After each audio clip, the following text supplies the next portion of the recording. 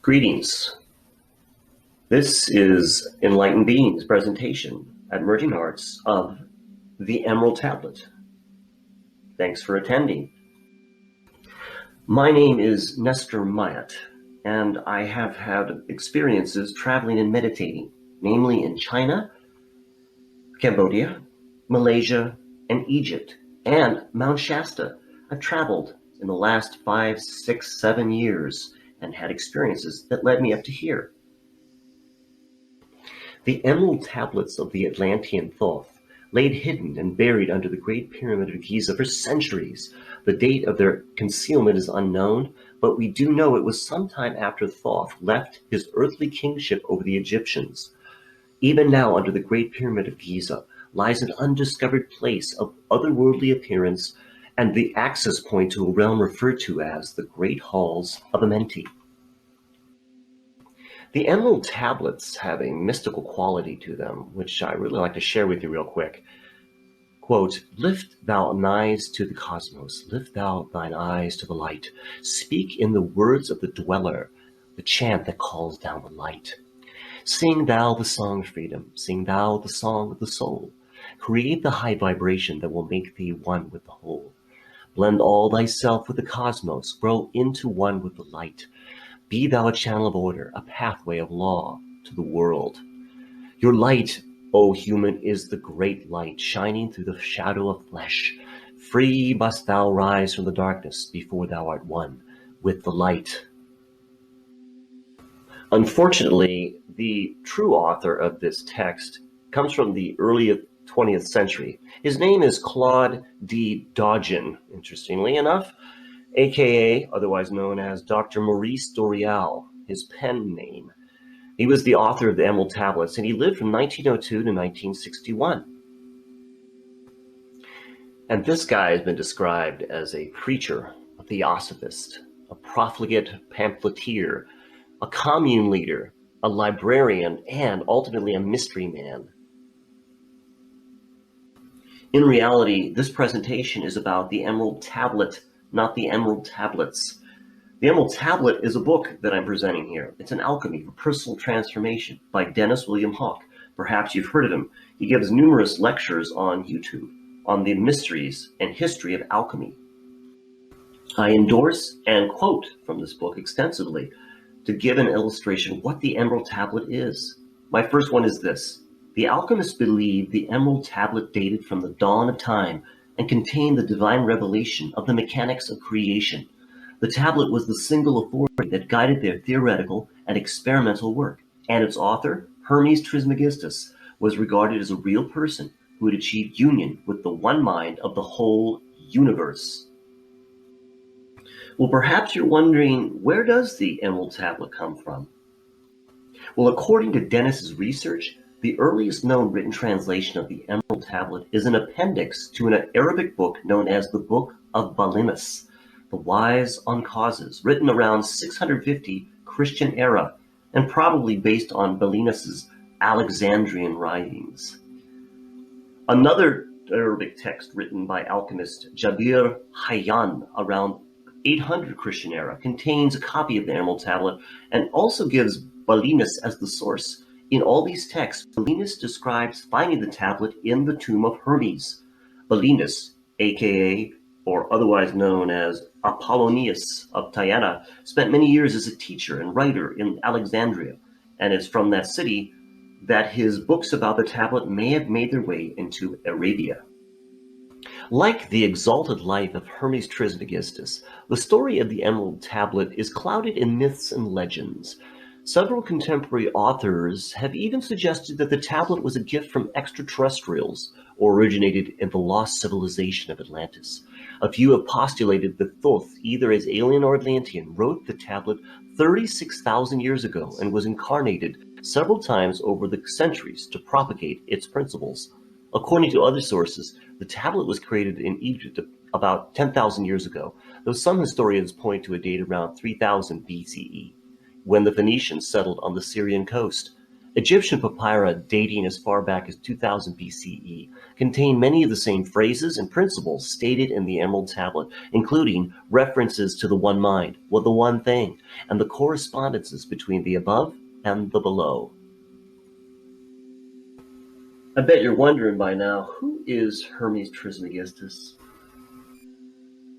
Well, according to Manly Hall, quote, master of all arts and sciences, perfect in all crafts, ruler of the three worlds, scribe of the gods, and keeper of the books of life, Thoth Hermes Trismegistus, the 3 times greatest, the first intelligencer, was regarded by the ancient Egyptians as the embodiment of the universal mind, while in all probability there actually existed a great sage and educator by the name of Hermes.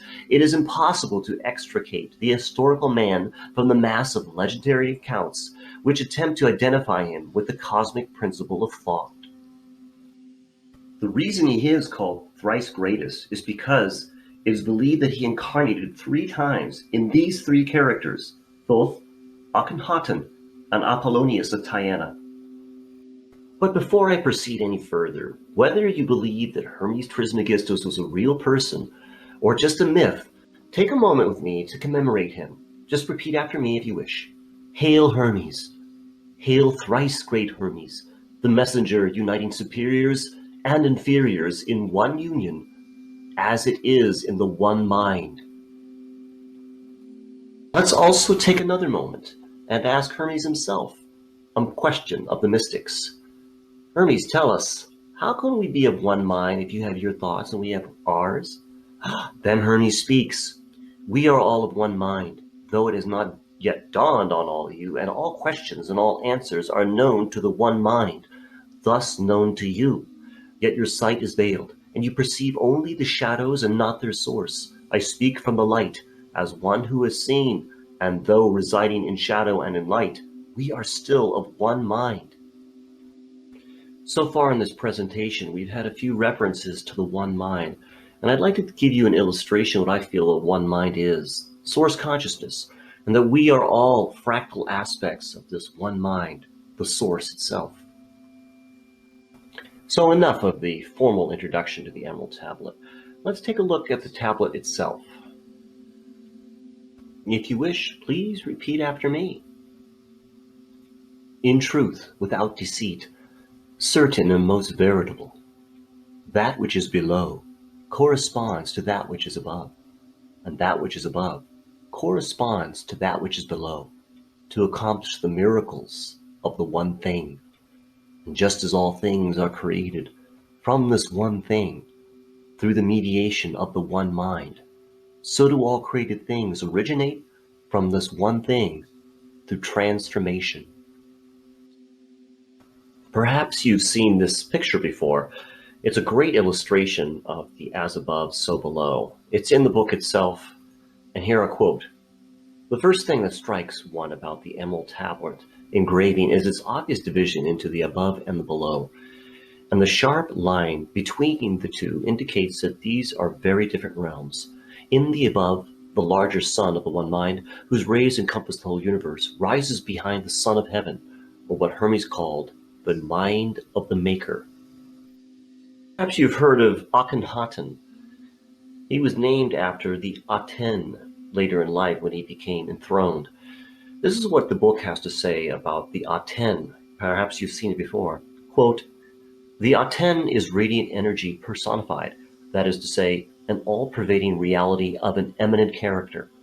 Akhenaten deliberately brushed aside the distinction between the god, maker of the solar disk, and the solar disk itself, the distinction between creative energy and creative matter.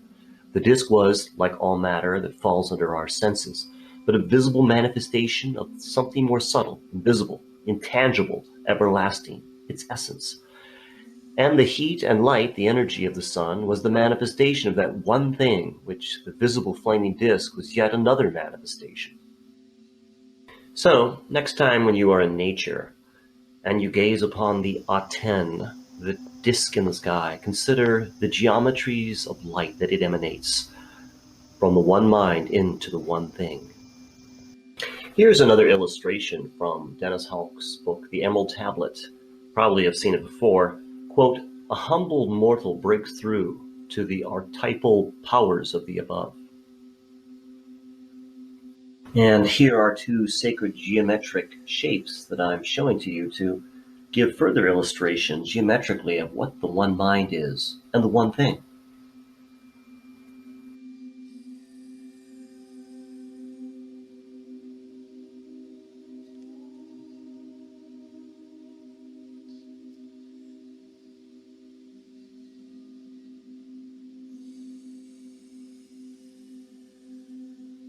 To further illustrate the one thing and the cube octahedron that's associated with it, I'd like to use this quote from Buckminster Fuller.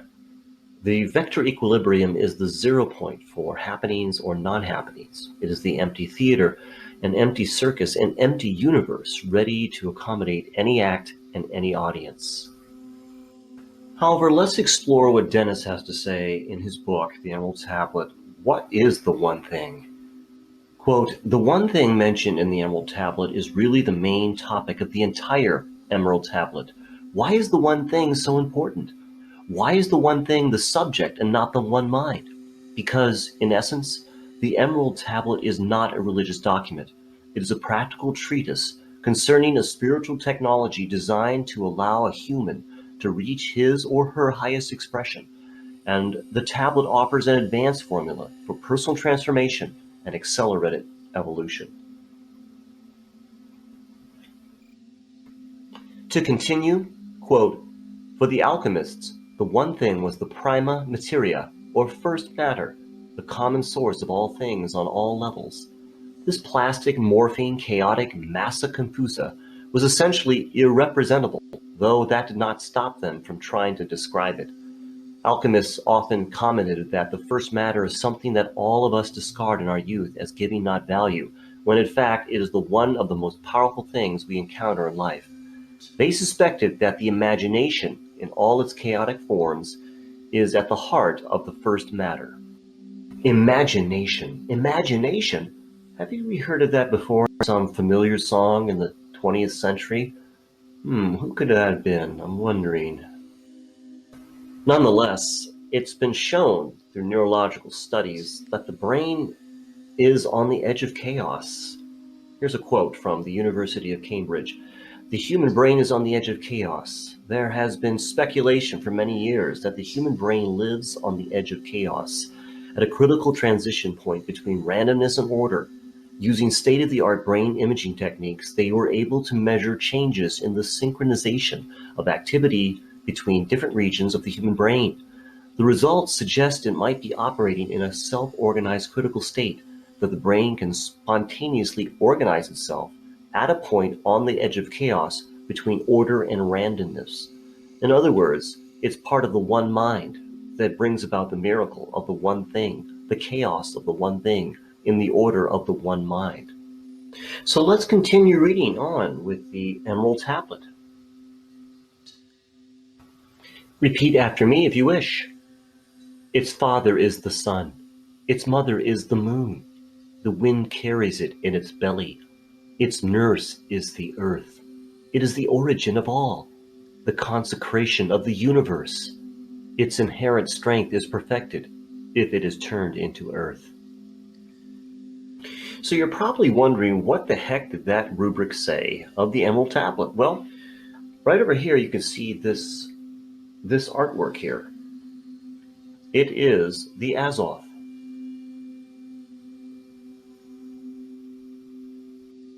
The Azoth is a type of meditative mandala used by alchemists that illustrate the stages of alchemy specified in the Emerald Tablet. To quote from the Emerald Tablet of Dennis Hulk, the Azoth was first published in 1659 as an illustration for the book Azoth of the Philosophers by the legendary German alchemist Basil Valentine. The word is meant to embrace the full meaning of the one thing, which is both the chaotic first matter at the beginning of the work and the perfected stone at its conclusion. 7 Latin words encircle the Azoth to spell the word vitriol.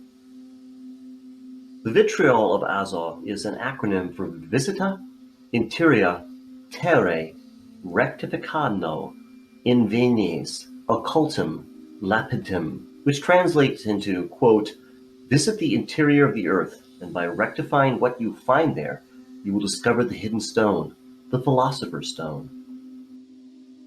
If you like music or colors of the rainbow, take a look at this quote.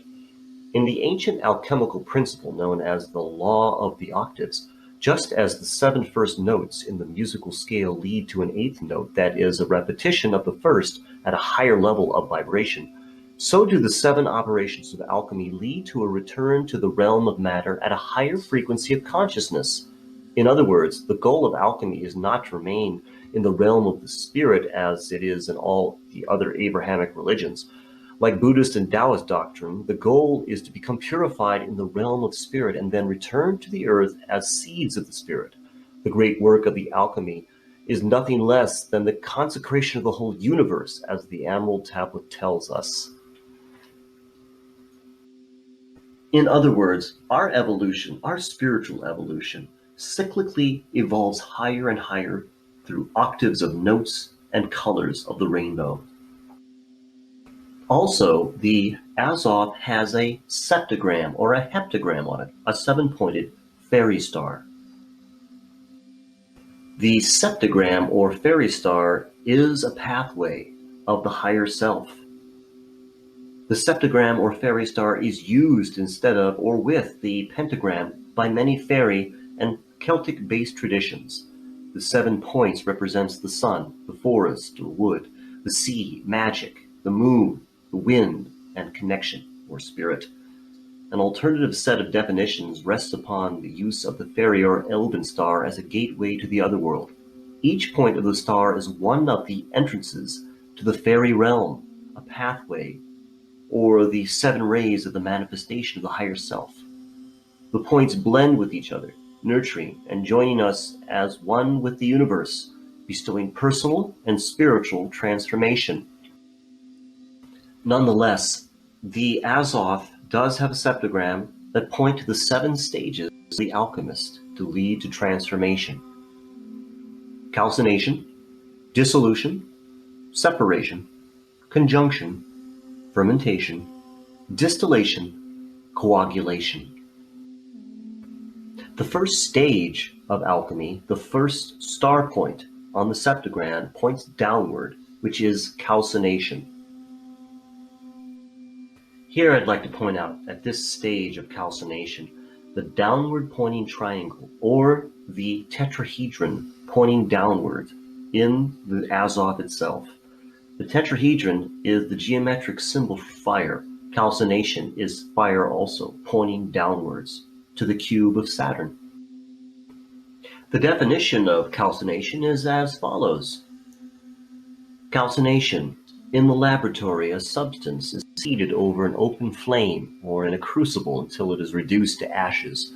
Psychologically, this operation involves the destruction of ego and our attachments to material possessions. Calcination is usually a natural humbling process, as we are gradually assaulted and overcome by the trials and tribulations of life. Calcination can be a deliberate surrender of our inherent hubris gained through a variety of spiritual disciplines that ignite the fire of introspection and self-evaluation. In society, the calcination process is expressed in the lives of revolutionaries, conquerors, and other warriors who try to overthrow the status quo. I would also like to take this moment to meditate upon the fire of calcination with a graphic video. Hellfire represents the agony of creation, the presence of divine fire trapped in matter. So as you see and gaze upon this meditation, consider the humiliations of life that hit you, that burn you, that humble you to the bone. If such a graphic meditation on calcination was just a little too fiery for you, let's segue with this symbolic representation of the unconscious.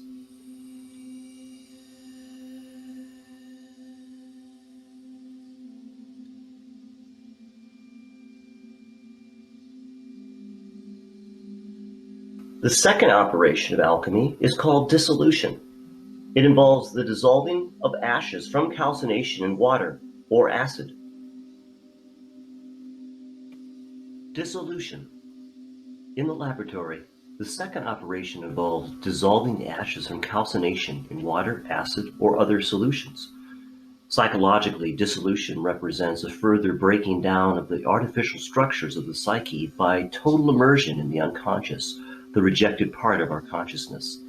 The dissolving water of dissolution can take the form of dreams, voices, visions, and strange feelings, which reveal a less ordered and less rational world existing simultaneously with our everyday life.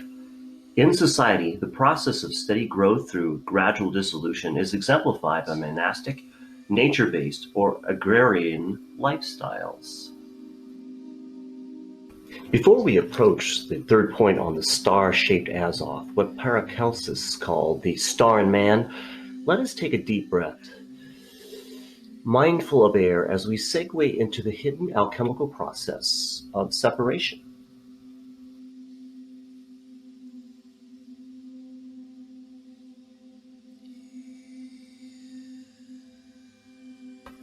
Laboratory separation is the isolation of the components of dissolution by filtration or fractional distillation, and then discarding any impure or unworthy material.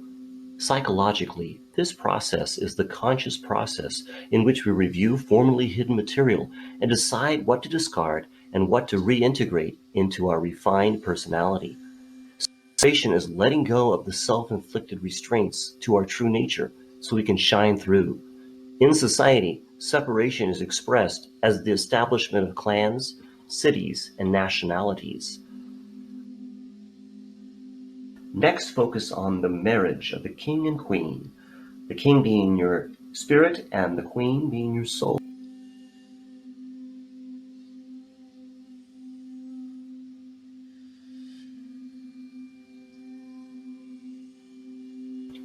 The fourth ray of the Azoth points to the area at the top of the drawing and is usually colored green or yellow, signifying conjunction.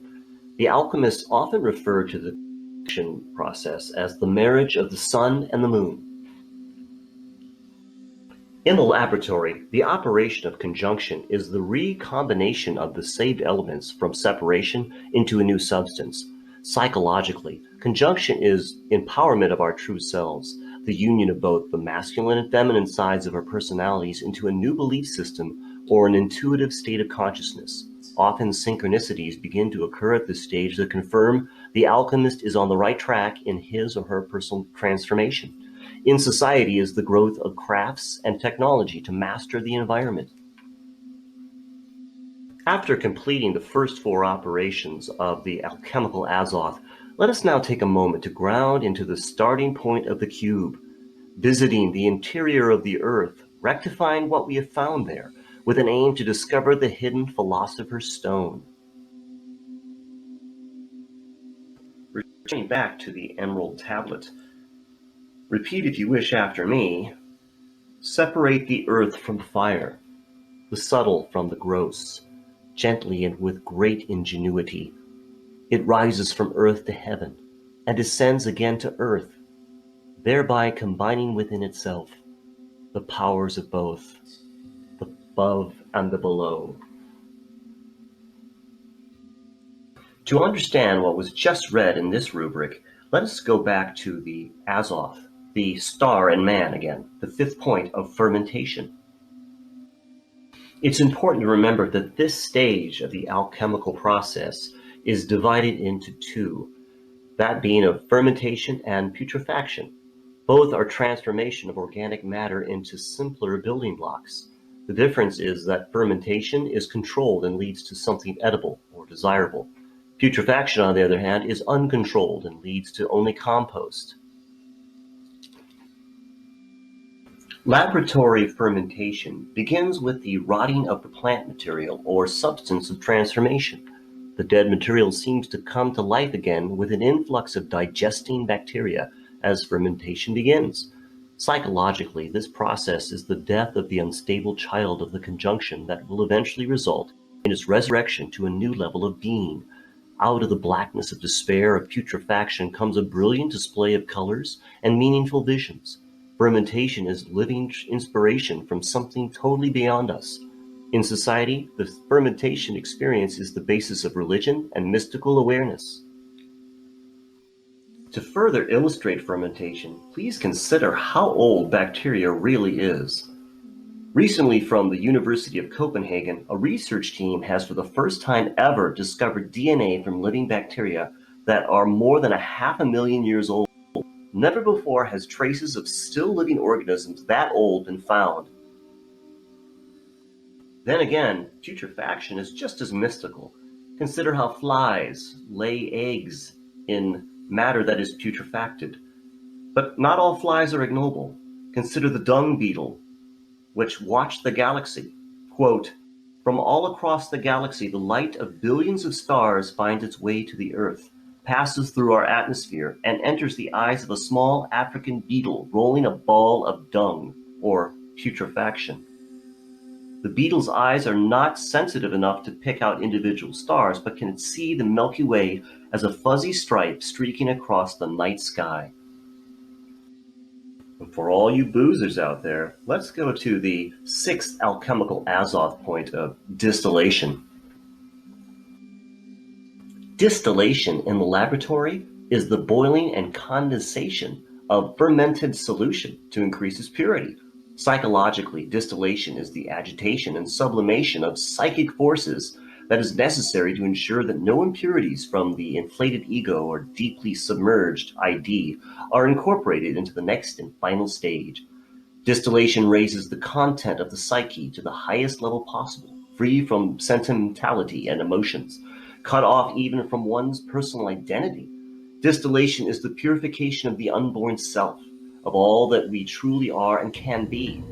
In society, the distillation experience is expressed as science and objective experimentation. As we continue to read the Emerald Tablet, if you wish, repeat after me. Thus you will obtain the glory of the whole universe. All obscurity will be clear to you. This is the greatest force of all powers, because it overcomes every subtle thing and penetrates every solid thing. And thus we have reached the seventh point on the alchemical Azoth of coagulation. Laboratory coagulation is a process of liquid changing to a solid or semi-solid state, yet alchemically it is the precipitation or sublimation of the purified ferment from distillation. On the mental level, coagulation is first sensed as a new confidence that is beyond all things, though many experience it as a second body of golden coalesced light, a permanent vehicle of consciousness that embodies the highest aspirations and condition of mind. In society, it is the living wisdom in which everyone exists within the same light of evolved consciousness and knowledge of truth. Coagulation incarnates and releases the ultima materia of the soul, the astral body, referred to as the philosopher's stone, by which alchemists believed they could exist on all levels of reality. On the bodily level, this stage is marked by the release of the elixir in the blood that rejuvenates the body into a perfect vessel of health. A brain ambrosia is said to be released through the interaction of light from the phallic-shaped pineal gland and matter from the vulva of the pituitary. This heavenly food, or viaticum, both nourishes and energizes the cells without any waste products being produced. These physiological and psychological processes create the second body, a body of solid light that emerges through the crown chakra. On a planetary level, coagulation is a return to the Garden of Eden, this time on a higher level, in tune with the divine mind. Let us continue reading the next rubric of the Emerald Tablet. If you wish, follow after me. In this way was the universe created. From this comes many wondrous applications, because this is the pattern.